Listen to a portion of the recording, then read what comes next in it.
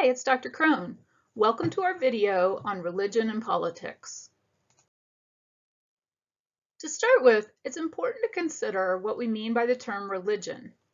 It's definitely a more familiar concept than ideology. Most of us know what we mean when we use the term religion. But as political scientists, we need to be careful in how we define it and how we decide what is and is not a religion. For example, many people might say that religion is defined by a belief in God, but this definition leaves out many of the world's influential religions. Some, like Hinduism or Shinto, have a belief in multiple gods. Some, like Buddhism, do not recognize a deity. But scholars also know that religion is different than just another social or cultural practice.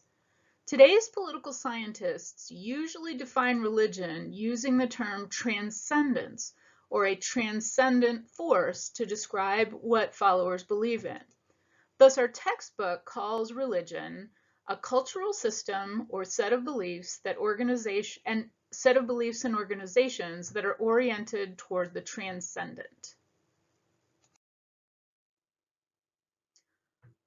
So why do we study religion in comparative politics? Religion is a cultural system that affects and is affected by political culture. Oftentimes, religion is the justification for even having a state or for having a particular leader in a state. This is one of the cultural theories of state development. So for example, during medieval times in Europe, the divine right of kings was used to justify why a certain family was allowed to rule, because God had said that they were allowed to rule based on the religion of the time. So religion can be a very important force. It's also a major factor in conflict and contention within societies and even between states. This is really complicated because religion can have confounding effects with things like control of resources and nationalism. So sometimes it's hard to tease out where religion is having an effect on politics and where it's really about nationalistic control of certain parts of a territory, for example. So religion, for example, was a major force in colonialism. However, it was not the motivator for it. So when we think about the European powers carving up Africa, their main focus was resource extraction. However, along with that came efforts by the prominent religions in those European countries to evangelize the population, and they used religion to reward and control certain groups in the society who were willing to take on the new religion of the colonial masters. The other thing about religion that makes it an important force in politics is it tends to be persistent. We sometimes call in the social sciences, we sometimes call these things sticky. Religion has a way of being hard to control by outside forces and being persistent in its influence in a culture. So for example, most religions that are influential today have been around for a really long time, and they've been affecting politics in the countries that they are practiced in for a really long time throughout history. So in this slide, we're going to take a look at levels of religious conflict and contention in various countries. And this slide shows a chart by the Pew Research Center that's comparing countries based on what they determine as a social hostilities index, which is a measure of acts of religious hostility by private individuals, organizations, and social groups. So these could be a range of hostilities, not necessarily all violent hostility, but in some way, it could be vandalism against a church or a mosque, up to and including something like mass murder. So in this chart, what we can see is that they've broken down countries into geographic regions, and then they've looked at it over time. So you can kind of take into account what's been happening over the last 10 years or so in the world in terms of religious hostility, and obviously it goes up and down. One thing we can see is that the Middle East North African region has the highest levels of social hostilities on this index by far. That's probably due to the fact that these are countries that are often majority Muslim and have experienced violence against Muslims or between Muslim groups, or even by Muslims against non-Muslim groups. So right now in the world, the Muslim religion is a source of contention in many countries. That doesn't mean it's a contentious religion, but it does mean that that's driving it. And we'll look at that in a little bit when we look at the different kinds of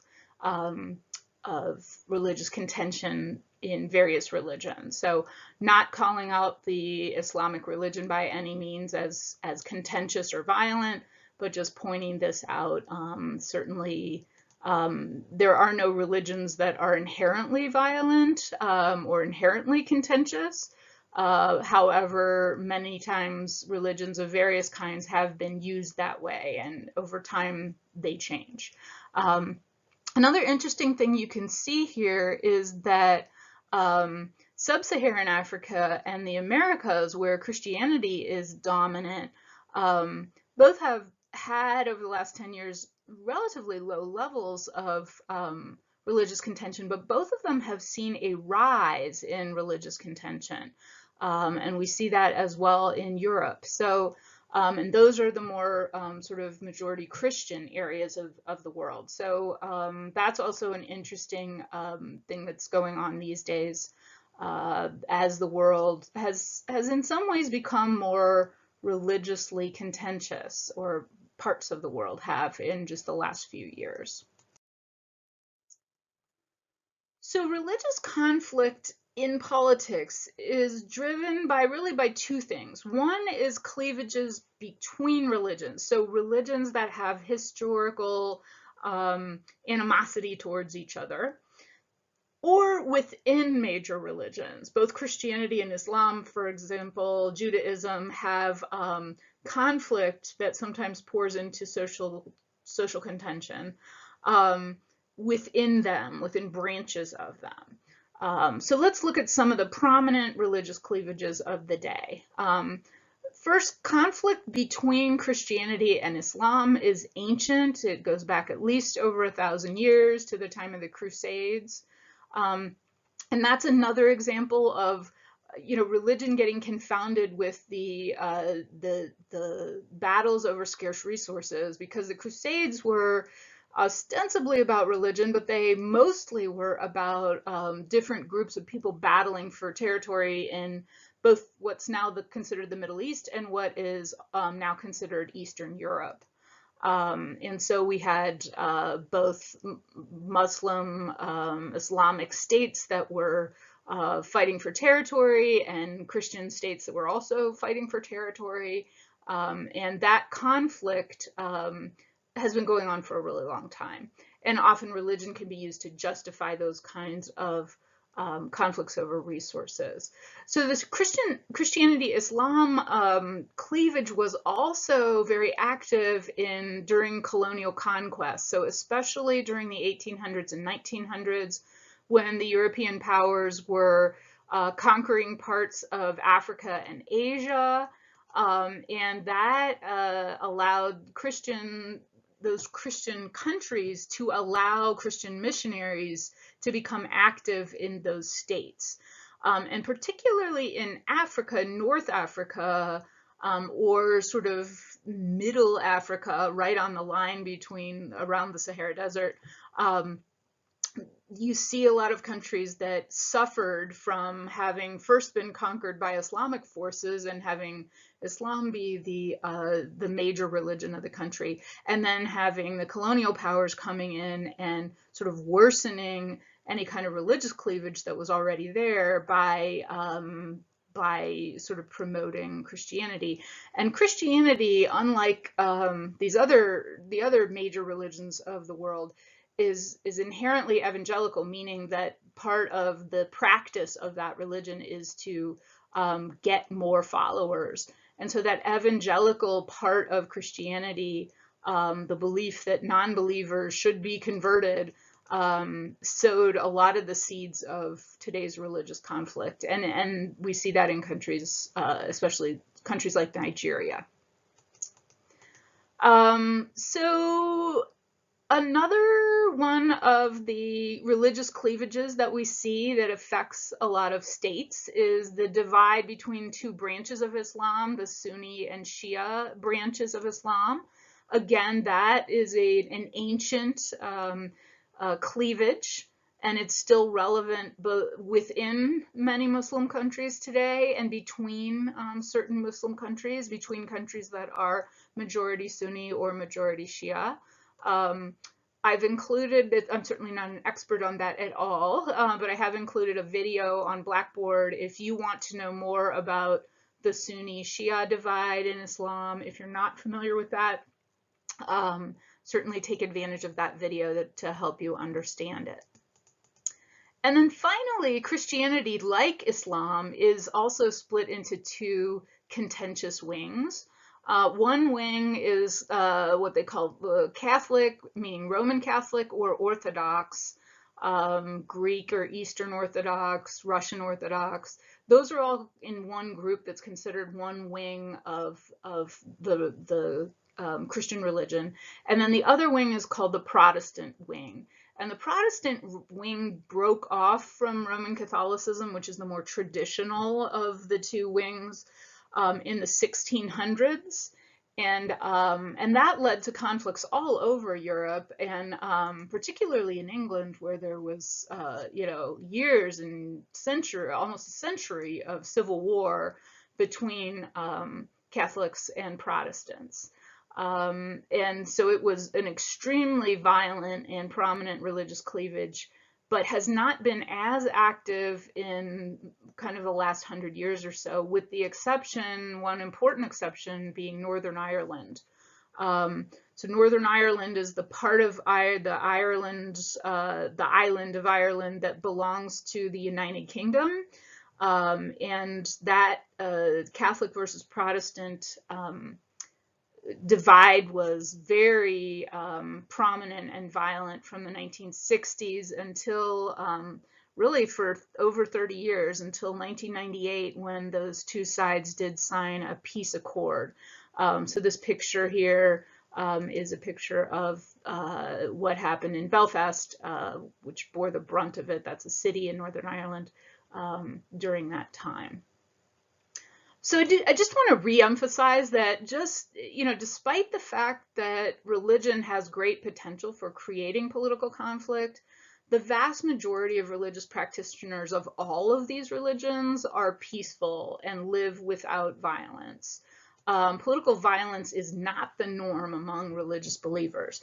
It is studied in political science simply because it creates political problems. When religions are coexisting peacefully, there are few political problems caused by religion. But when religion becomes contentious, that is a political problem that the state has to deal with in some way, and probably reflects in many ways.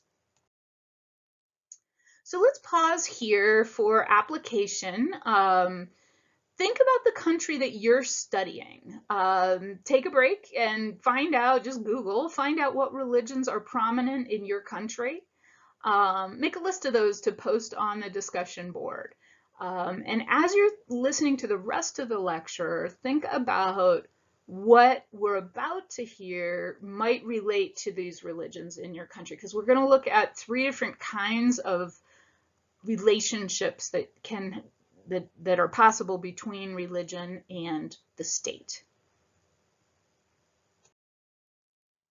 Okay, welcome back. So political scientists designate 3 variations of a state's relationship to religion. So we have the religious state, the secular, or what's called a lay state, and then the denominational state. So we're going to look at each one of those types and some examples of them. While we're doing that, though, remember that with all of our comparative politics typologies, not every country is going to fit neatly into one or the other category. We'll see some examples that best fit the type, but your own country may be different than them. So religious states are those in which religion is a key part of official politics. Usually there's a government-sanctioned religion, and other religions are non-sanctioned in many ways. So the most extreme version of a religious state is what's called a theocracy. And a theocracy is where the political power of the state, the leadership of the state, is controlled by religious elites. So whatever the official religion of the state is, those who are leaders in that religion are the people who also control political power. And the government, the constitution, the laws will be based on religious principles. So the best example we have of a theocracy today is the country of Iran. And you have you're assigned to read a case study about Iran and what their theocracy is like. So I recommend you do that. There are other versions of a religious state, though, that are less extreme. In fact, even democracies, quite a few democracies are what we would call religious states. So when it's less extreme, what a religious state is it means that there is one religion that is granted official status and privileges that other religions do not have in that place. And so we get some democracies like the United Kingdom or Costa Rica, which have official religions. That means that, for example, their political occasions will be marked with specific religious ceremonies. So the United Kingdom, when Parliament is opened, it's opened by a leader of the Church of England who officially blesses the Parliament and says official prayers over it. Schools in Costa Rica, for example, are run by the Catholic Church, public schools. But that doesn't mean that you can't freely practice other religions in those states. So religious states, depending on how strict they are, how authoritarian they are going to have different kinds of ways of tolerating other religions. So some religious states do restrict practice of other religions. So here's some examples on the slide: Iran, Syria, Saudi Arabia, Egypt. Others do not, and especially the more democratic do not. They simply have an official religion. So this is a chart showing also from the Pew Research Center where they're comparing countries based on the amount and severity of government restrictions on religious practice. So on this one on the left, you can see once again that the Middle East, North African countries are more restrictive of religious practices. This is where we have the most sort of religious states operating, like Iran, operating in that area. And on the right, you can see governments divided out according to their regime type. So here we can see what types of countries tend to have religious restrictions. And we're probably not surprised to see that the most restrictions on religious practice happen in authoritarian governments. Now, not all states that restrict religion are religious states. For example, China has high levels of religious restrictions, and in fact, all communist countries over time have specifically rejected and restricted religious exercise. But some of the religious states, such as Iran and Saudi Arabia, do have high levels of religious restriction, and that those are less common in a full democracy and more likely to be moderate if they do happen.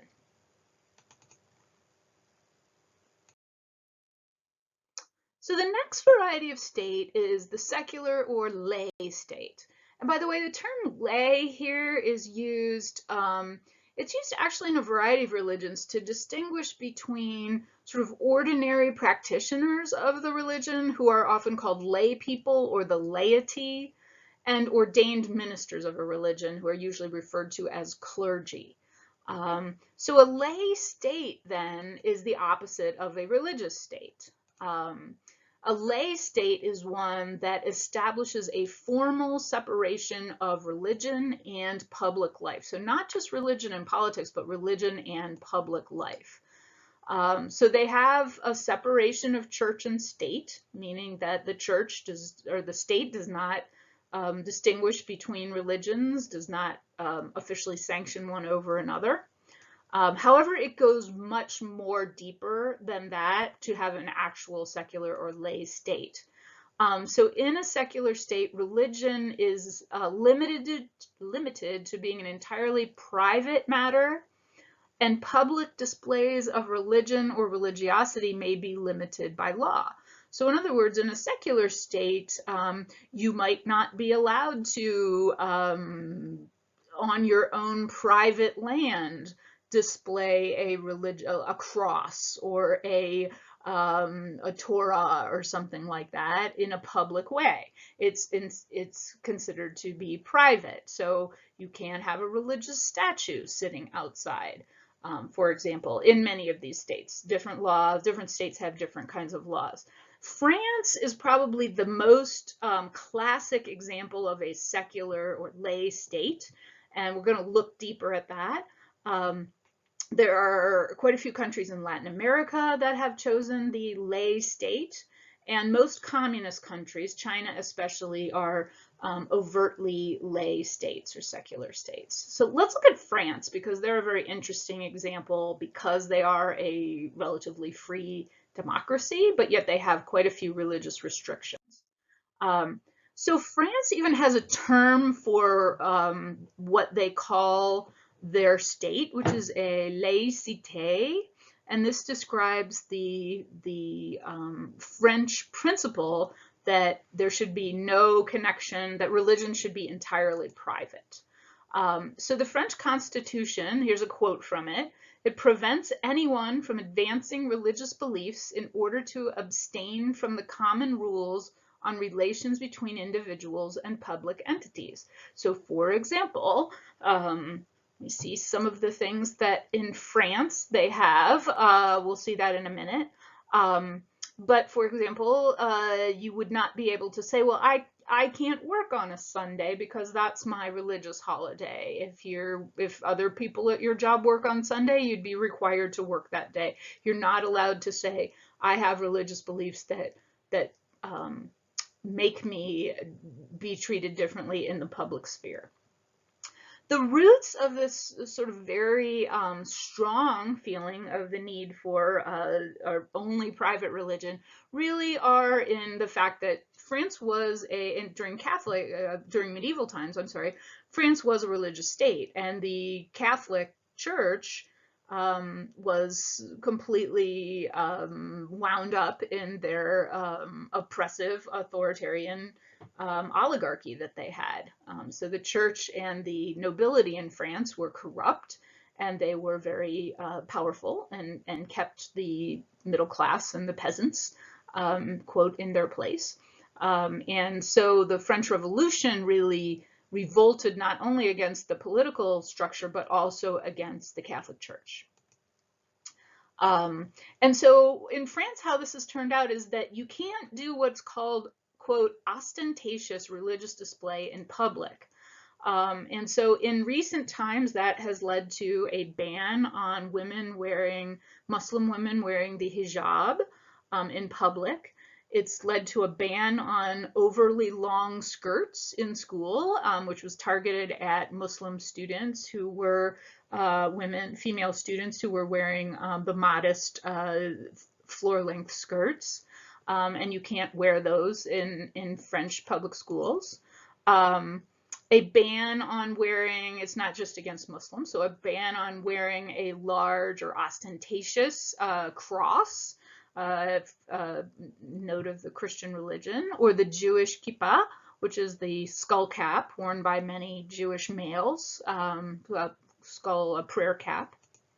And a few towns in 2016, there was a huge uproar kind of all over the world against France because they banned the wearing of what were called burkinis. I believe they still are called burkinis, which is a kind of a modest bathing suit designed for Muslim women to be able to swim and still practice their religious modesty. And the French president at the time said, "I will not accept medieval behavior in which men bathe in swimsuits while women are covered up." So yeah, that's led to some kind of unusual bad publicity, I guess, for France. There's a picture of a young Muslim woman wearing a burkini. But I couldn't find anything since 2016, so I think that that controversy has died down a little bit. It wasn't everywhere in France, it was just a few towns in the south of France. But anyway, that's the French laïcité. So the third type of state is what are called denominational states. And denominational states are states that support religious pluralism and voluntary participation in denominations, which is another word for a type of religion. So a denomination is defined as a freely organized, freely practicing religious group. And in a denominational state, of which the United States is probably the strongest example, there's no official recognition by the state of any of these denominations. They may freely practice, and they are allowed to try to influence politics. So today we see in the United States many religions that have lobbying groups, interest groups that lobby on behalf of what their religion wants. So states like these accept the fact that there are multiple religions, and they accept their right to practice, while the government itself keeps out of officially sponsoring or officially preferring one religion to another. In the US, that is established in the Constitution of the United States. And there's two parts of religious freedom in the United States Constitution that is characteristic of a denominational state. So the first is the same as in France, that separation of church and state. Government may not establish an official religion. And that's really rooted in the memory that the colonists who created the United States had of the Catholic Protestant wars in England, and the fact that the official religion kept swinging back and forth between Catholic and Protestant, leading to violent persecution of the minority one at the time. So examples of that is that there's no religious displays on public property allowed. So if the government owns the property, the Constitution forbids a religious display there. Now, there have been controversies about that have had to go to the Supreme Court of the United States. One notable one from many years ago was the decision that there could be no organized prayer in public schools. That when my mother went to school in the United States, every day started with an official prayer led by the teacher or the principal. And there was a ruling in the 1960s that couldn't happen anymore because that was violating the establishment of an official religion. It was a Christian prayer. But there's also another part that makes a denominational state different than a lay state, which is the free exercise of religion. So here the Constitution protects all religious exercise, meaning that if you want to wear a religious symbol, you can wear it. You have the freedom to practice your religion. You can't lose your job for refusing to work on a religious holiday or something like that. And there are a few restrictions on that, but the legal bar for exceptions is very high. So the Supreme Court is very protective of the free exercise of religion, even down to laws where towns try to make laws against animal sacrifice to control the Santeria Haitian religion. And the Supreme Court said, no, you can't do that. You know, if sacrificing animals is part of their religious exercise, they need to be allowed to do that. So the bar is very, very high on the Supreme Court. I'd say if you had a religion where you said that murder was the point of your religion, that the Supreme Court would probably say you didn't have the freedom to practice that, but otherwise, it's as long as you're not harming someone else, it's pretty high. That's it for this lecture. For the discussion board this week, compare religious politics in the US and Iran. Be sure to refer to content from the textbook in this video as you do that. In addition to listing the religions from your country, also feel free to comment on the role of religion in your country's politics, and maybe talk about whether you see it fitting into any of the categories we discussed in this video. This is our last video of the course. It's been great having you in this class. Good luck as you're preparing for the final, and feel free to keep in touch with me as you study.